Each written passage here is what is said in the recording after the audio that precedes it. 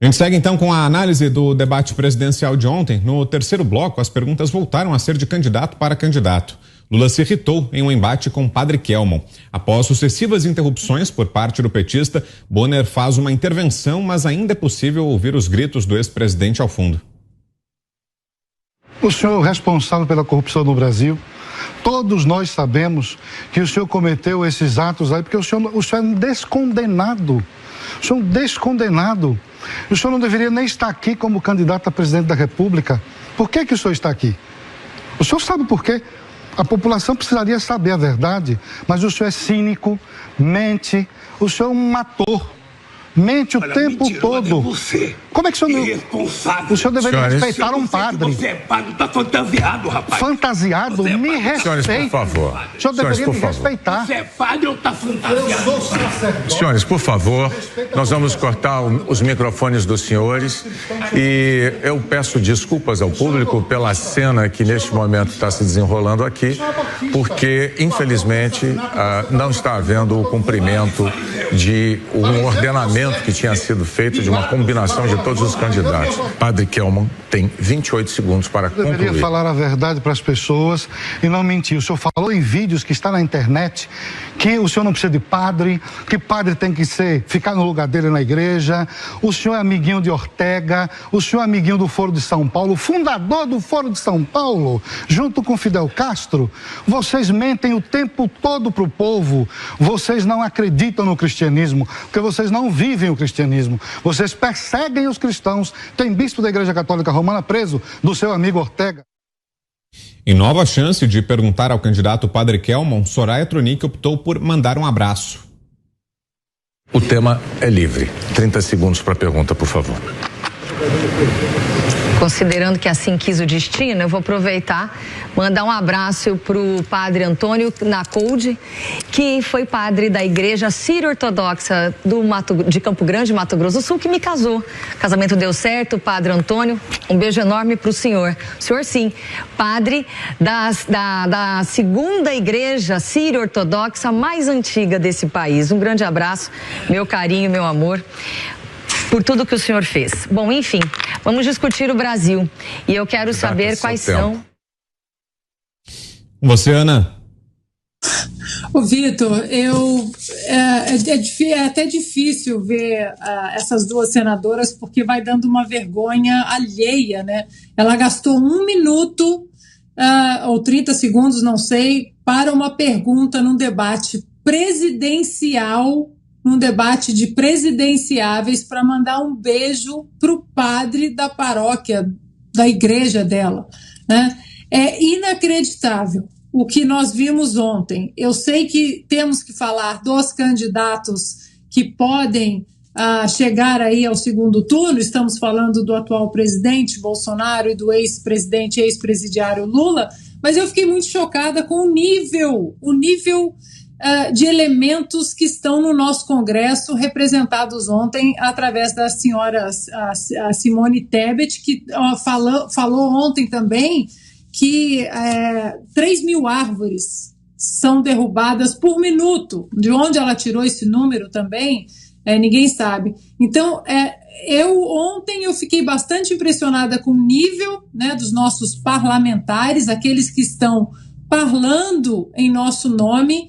E hoje eu falei, já que todos vão falar dos candidatos, né, os principais, eu vou focar nas duas para mostrar o nível degradante aí, de péssimo nível da nossa Câmara e do nosso Senado, né? E como eu disse, representados ontem pela Simone Tebet e pela Soraya Tronic. A Simone Tebet, para voltar rapidamente, ela disse, né, no embate ali com o presidente Bolsonaro, que o mundo está dando as costas para o Brasil. Você corre aqui rapidamente, uma rápida pesquisa nas ferramentas de busca, você lê. Porque o Brasil, para os investidores, é a bola da vez. Brasil fica em 4º lugar no ranking global de investimento. Posição pré-pandemia recuperada em 2021 é mantida no balanço de 2022. Você passa para outra manchete. Investimento estrangeiro no Brasil atinge seu maior valor em quase 2 anos. Nos primeiros 5 meses de 2022, o Brasil recebeu 39 milhões de dólares, um salto de 52%, face aos recursos recebidos do mesmo período, e o maior valor para o período nos últimos 11 anos. O Brasil foi o 4º país com maior volume de investimentos estrangeiros no primeiro trimestre. E por aí vai. Aí você clica aqui mais um. Investimento estrangeiro sobe 25% e chega a 24 bilhões de reais no Brasil. Aí a última. Bom, enfim, é só uma pequena pesquisa aqui. Você vê, investimento estrangeiro no Brasil atinge seu maior valor em quase 2 anos. E aí a senhora Simone Tebet, né, que mentiu ali durante várias sessões da CPI da Covid, usou uma CPI que deveria ser importante como palanque político, dando as mãozinhas ali para outros personagens obscuros, como Renan Calheiros, Omar Aziz, Randolfo Rodrigues, e fala que o mundo está dando as costas para o Brasil. No entanto, a realidade não mostra o que a falácia da senhora Simone Tebet ontem, que ela tentou implementar essa falácia no que ela acredita e quer que o povo acredite no que eles estão falando, não no que os nossos olhos estão vendo. Então, para a senhora Simone Tebet e a senhora Soraya Tronic, que são parlamentares que representam o povo brasileiro, eu repito a frase da senhora Simone: mente que nem sente. Agora sim, Guilherme Fiuza, de volta aqui com a gente. Com você, Fiuza. Pois é, Vitor, o meu comentário aqui é um anticlímax, né? Eu entendo que se queira discutir esse programa de auditório de 5ª categoria, né? A performance do Lula, né? Aquele personagem aos gritos ali. Mas a Soraya trouxe a vacina, né? É o seguinte, tudo bem, se não houver espaço mais para falar, não tem problema. O meu problema é com a minha consciência. Isso aí eu não posso transigir, não posso negociar. Então, o meu problema com a minha consciência é o seguinte, a pergunta para todos esses candidatos que continuam repetindo, isso sim, uma mentira muito grave, de vacinas supostamente eficazes e supostamente seguras. Isso, evidentemente, nós não estamos falando de imposturas, de mentiras, né, de falsas plataformas.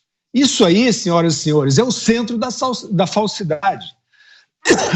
Isto é o centro da impostura.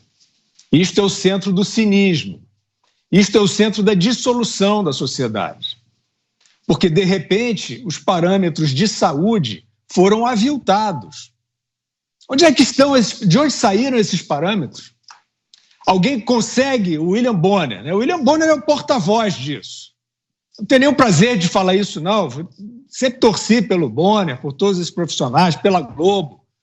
Agora, eu não posso, né? Quer dizer, eu vou me sentir um rato se eu não trouxer que deste auditório, saíram diretrizes muito graves. E não de uma maneira branda, não de uma maneira pedagógica, nos equivocamos, não, de uma maneira brutal. Saíram diretrizes compulsórias. Pessoas foram obrigadas a se inocular com substâncias experimentais. Ninguém vai falar essa porcaria. Eu vou ficar falando sozinho dessa porcaria. Mas isso vai estourar na cara de vocês. Eu estou avisando. Já está estourando. Esse dado que eu trouxe, senhora Soraya, né, da seringa, esse dado que eu trouxe do Reino Unido, eu vou dar uma informação aos senhores.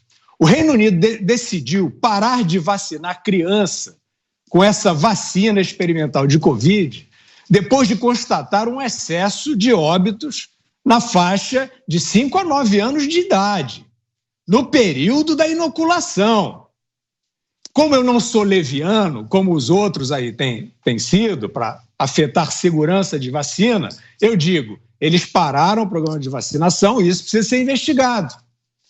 Só que essa investigação não se dá em lugar nenhum, e no Brasil não se dá. E é um vexame este debate presidencial que trata do período da pandemia, em que isso aí aconteceu, que tiranetes, prefeitinhos, fajutos e arrogantes empurraram pessoas para uma experiência que o Código de Nuremberg veta. E veda. Você não pode ser sujeito a correr um risco que você não conhece. Está no Código de Nuremberg. Sabe por que o Código de Nuremberg foi escrito? Ele foi escrito depois do nazismo. Pois bem, eu seria um rato se eu não estivesse trazendo isso nesse momento. Eu quero trazer só alguns nomes. Já que os senhores parecem ter aí um coração de lata e ninguém quer conversar sobre esse assunto, eu quero saber onde é que está a investigação da morte do amado filho. Esse é um depoimento de uma mãe. Danilo Zinec Nobre, 15 anos, São Sebastião.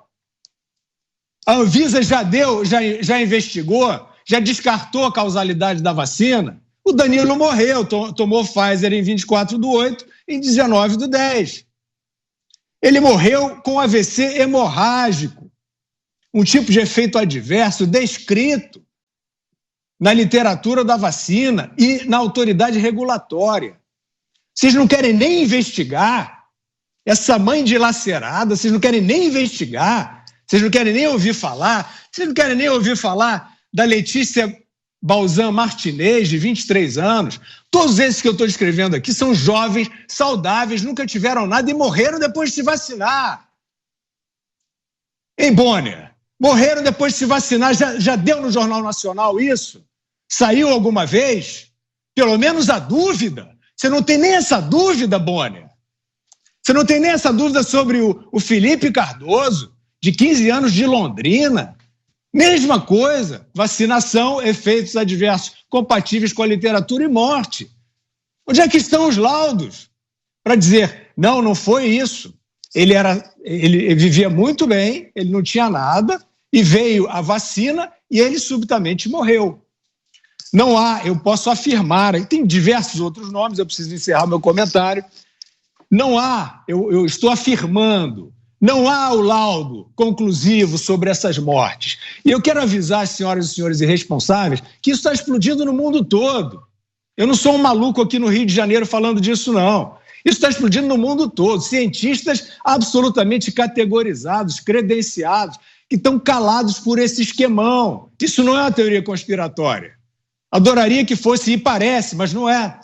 E eu estou trazendo os dados, estou mostrando a vocês que não é. Então, é impossível se falar de futuro do Brasil, é impossível se falar de plataforma, de humanidade, sem este esclarecimento.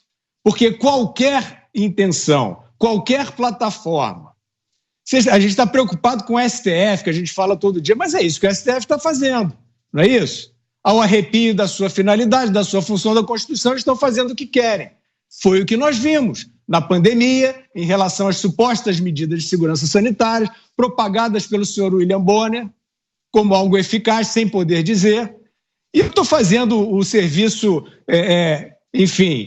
ingrato de trazer isso. Eu espero que outros tragam, assim como a gente fala do STF, a gente espera que outros reajam. Né? Vai deixar ali o Gilmar aos prantos com o advogado do Lula, é esse mundo que vocês querem viver? Então é isso que está em aferição nesse momento, principalmente. Voltando a falar então do debate de ontem, Roberto Mota, você falou que tinha várias observações, anotações e queria fazer um comentário especial sobre o Padre Kelmon, né, Mota? O padre tem um meme engraçadíssimo rolando na internet com esse clipe em que o padre confrontou o candidato do PT. Eu recomendo depois que quem não viu ainda, procure e veja, é certeza de boas risadas. O padre teve uma atuação marcante. O padre é o cabo Daciolo dessa eleição. Ele tirou o candidato do PT totalmente do sério. Ele disse algumas verdades que nenhum dos outros candidatos teve a coragem de dizer. O padre também colocou na mesa, na frente de todo mundo, o confronto entre esquerda e direita. A principal função do padre nesse debate foi mostrar que, uma vez que você quebra a hegemonia da esquerda, você quebra a segurança da maioria dos candidatos. Ela vai por água abaixo. O padre meteu o dedo na cara do candidato do PT. Ele disse, o senhor é cínico, mente, o senhor é um ator. O senhor é amiguinho de Ortega, que persegue cristãos. O padre disse, o senhor nem deveria estar aqui para o candidato do PT. Aí eu pergunto a vocês, quantas pessoas no Brasil de hoje teriam a coragem de fazer isso? E aí qual foi o resultado? Desabou a fachada do Lulinha, paz e amor. O padre revelou a essência do candidato do PT. O padre ainda ouviu da Soraya essa pergunta, essa pérola que vai ficar o resto da vida no currículo dela. O senhor não tem medo de ir para o inferno. É como Ana Paula disse, dá vontade da gente se esconder debaixo do sofá de vergonha. Essas pessoas nos representam no Congresso Nacional. E aí, o que o padre fez? Ele respondeu, você não pode falar assim com o sacerdote. O que o padre fez foi usar uma estratégia típica da esquerda. E o padre demonstrou, na prática, como funciona a estratégia identitária da esquerda quando ele afirmou a sua identidade de padre. E teve até gente questionando se ele era realmente um padre. Eu até respondi, não importa, o que importa é que ele se sente um padre. Não é esse o combinado? Se você se sente alguma coisa, você é?